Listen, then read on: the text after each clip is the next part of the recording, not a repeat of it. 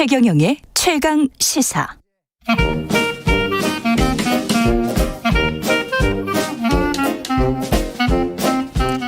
네, 최경영의 최강시사 경제합시다. 월요일은 명쾌한 경제 이야기 해보고 있습니다. 박정호 명지대학교 특임교수 나와 계십니다. 안녕하십니까? 예, 안녕하세요.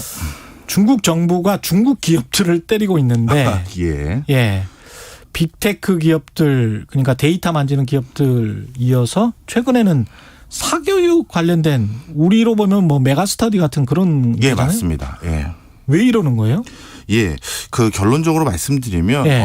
내년이 이제 시진핑 주석의 이제 큰 변화가 있는 시점이거든요. 장기 집권으로 가기 위한 이제 어떤 법을 바꾸거나 내용을 바꿔야 되는 시점인데, 그 전에 체제 유지를 위한 밑작업을 하고 있는 과정이 아닌가라는 게 국내외 외신들의 전반적인 의견입니다. 체제 유지를 위한 밑작업. 예. 그것과 사교육과는 무슨 관련이 있을까요? 네, 사실 중국 내부에서도 지금 가장 큰 문제가 절대적인 인구 감소가 이제 예견되어 있고, 예, 고령화가 진행되고 있습니다. 예, 맞습니다. 그래서 예. 중국을 흔히 부자가 되기도 전에 늙어버렸다. 뭐 예. 이런 소리들을 하거든요. 예. 근데 그 이유 중에 하나가, 저출산 고령화 이유 중에 하나가 극심한 양극화인데요.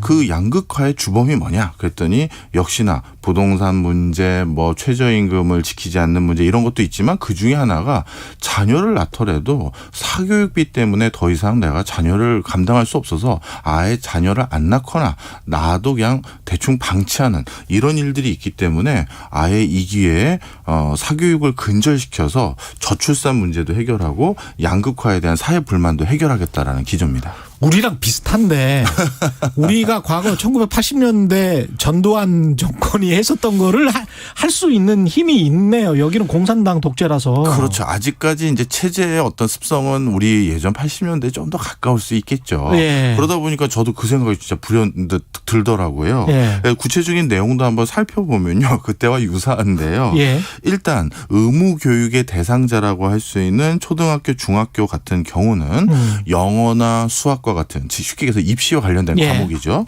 이거는 사교육을 실질적으로 전면 금지하고요. 그다음에 온라인에서 사교육을 이제 수행하는 회사들 있지 않습니까? 예. 이 온라인에서 사교육을 수행하는 회사들 같은 경우도 원래는 회사를 설립할 때 등록제였는데 이거를 허가제로 바꿔버렸어요. 허가제가 바뀌었다는 건 쉽게 얘기해서 허가 안 내주겠다라는 얘기랑 똑같은 거예요. 그러니까 메가스터디 아까 말씀하셨던 그런 회사는 이제 더 이상 설립이 어렵고요. 사교육 회사들의 더 강압적인 형태가 뭐냐면, 사교육 회사가 지금까지는 당연히 주식회사지 않겠습니까? 예. 이익을 창출하는 데 목적이 있는. 근데 이걸 전부 비영리 기관으로 바꿔라, 이렇게 이제 명명을 한 거예요. 이익을 내지 않도록 해라. 예. 예. 그리고 미국에 지금 상장되어 있는 중국 사교육 회사들도 2-3개 이상 있는데, 이제 더 이상 IPO 등을 통해서 추가적인 자금 조달하는 것도 어렵게 만들었고요. 자, 이렇게만 보면 사교육 기업들을 옥죄자라고만 볼 수가 있는데, 그렇죠. 여기에다가 진짜 목적이 무슨 체제 유지니 양극화니 국민들의 민심을 다독거리는 건지 확인할 수 있는 게, 언론에는 잘 보도가 안 됐지만 하나가 더 있었는데요. 학교 기능을 강화하자라는 지침이 내려왔습니다. 공교육 강화. 예. 예. 그래서 그러면 사교육을 이제 못 받게 하면 많은 그 부부들은, 어떻게 보면 부모님들은 예. 애들을 나 퇴근하기 전까지 어떻게 하냐라는 걱정들이 있으실 수 있잖아요. 예. 그래서 공교육에서 방과 후 교육을 강화시켜라, 이렇게까지 같이 세트로 지침이 나온 거죠. 야, 정말 그 과거의 향수라고 해야 되나? 이거는 근데 이런 식으로 규제를 해서 글쎄요, 자유 선진 국가가 될 수 있을까요? 사실은 다시 과거로 회귀하는 듯한 움직임이 더 큰 건 사실이죠. 예. 사실 누구나 이제 어떻게 보면 최근에 중국에서 빅테크 기업들을 크게 옥죄었던 이유도 이 추세대로 계속 놔뒀다가는 너무나 개별적인 자율적인 목소리가 많아지니까 체제가 좀 흔들릴 거라고 우려한 것이죠. 그래서 어떻게 보면 지금 중국은 경제적으로 이런 것들 하면서 엄청난 손해를 보고 있거든요. 중국 기업이 지금 상장 폐지나, 그렇죠. 미국 기업 상장 상장되어 있는 사교육 중국 회사 같은 경우는 주가가 90% 이상 빠졌습니다. 와, 90%? 예, 90%가 빠졌어요. 10분의 1토막 난 거네. 그렇죠. 예. 자, 그런 피해를 다 감내하고서라도 이 중국이라는 지금의 체제, 국가를 운영하는 방식은 절대 훼손하지 않겠다라는 정말 강력한 메시지를 보여주고 있는 거죠. 게임 같은 경우도 다 지금 규제하려고 하고 있는 거 아닙니까? 맞습니다. 예. 특히 게임을 규제하는 것도 이런 맥락에 같은데요. 자, 중국은 지금 어떤 상황이냐 하면 돈이 많은 어떤 상류층들 같은 경우는 사교육을 바탕으로 계속 좋은 교육을 시켜서 부를 세습하는 상속하는 그런 경우가 많고요. 예. 그래서 사교육 시장에서 중국 그 북경이나 상해 같은 경우는 학원비가 우리나라 돈입니다. 4천만 원이 넘는 데서 많아요. 그러니 이게 뭐 말도 안 되는 거고요. 그럼 4천만 원? 그렇죠. 4천만 원이요. 야, 중국도 진짜 부자 많구나. 네. 예. 그리고 반대로 사교육을 못 시키는 집에서는 아이들이 부모님 둘 다 맞벌이 하러 갔었을 때 집에서 게임만 하는 거예요.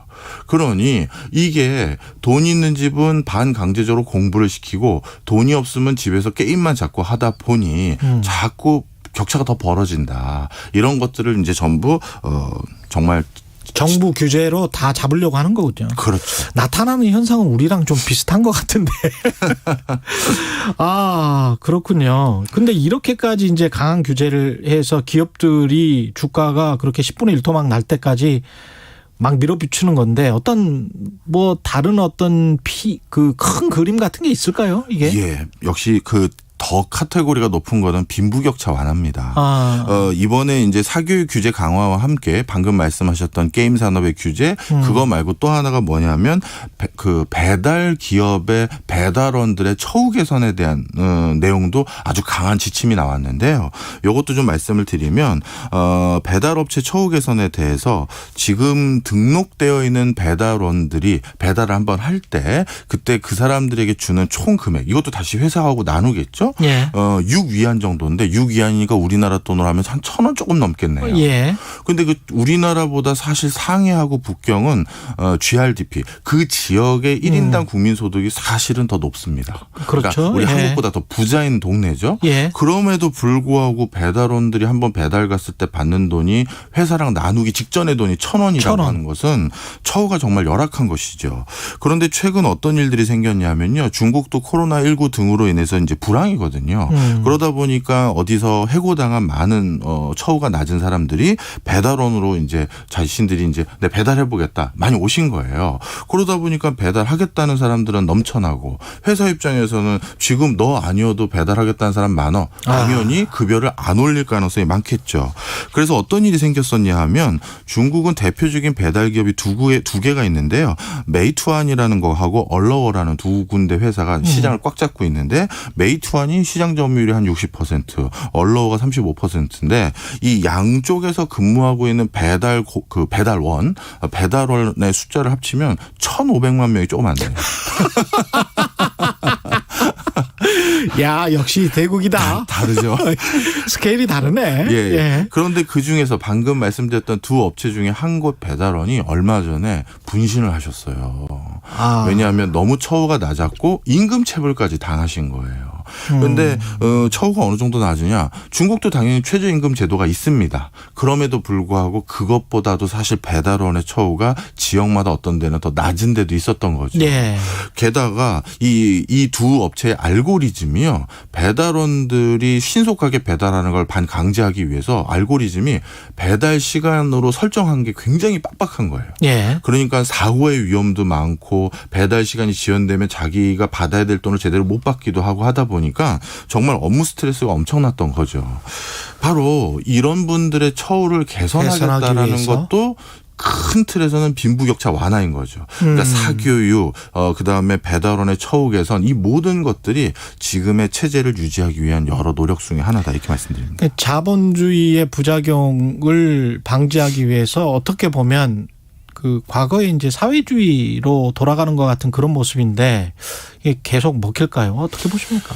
사실 초반에는 당연히 먹힐 것 같습니다. 왜냐하면 많은 사람들에게 와 저렇게까지 할 수 있나 싶을 정도로 고강도의 기업 탄압과 규제 변경을 하고 있거든요. 정말 알토란 같은 중국의 시가총액 그 1등부터 50등 안에 있는 기업들이 시총이 뭐 10분의 1 토막이 나고 그러거든요. 그만큼 본인들이 가장 지금 지키고자 하는 게 무엇인지를 보여준 것이기 때문에 기업들이나 중국 내부의 움직임도 오히려 여기에 따라갈 수밖에 없다라는 기저가 있고요. 제일 중요한 건 중국의 가장 핵심적인 미래 세대인 20대입니다. 예. 오히려 20대는 미중 간의 무역 갈등이 높아지면서 정부의 이런 노력에 대해서 오히려 칭찬을 하고 있고요.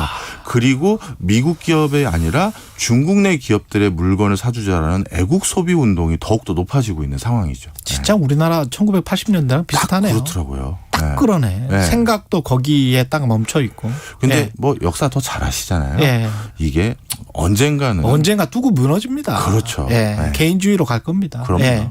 지금까지 최경영의 최강시사 경제합시다. 박정호 명지대학교 특임 교수였습니다. 고맙습니다. 감사합니다. KBS 1라디오 최경영의 최강시사 듣고 계신 지금 시각은 8시 41분입니다.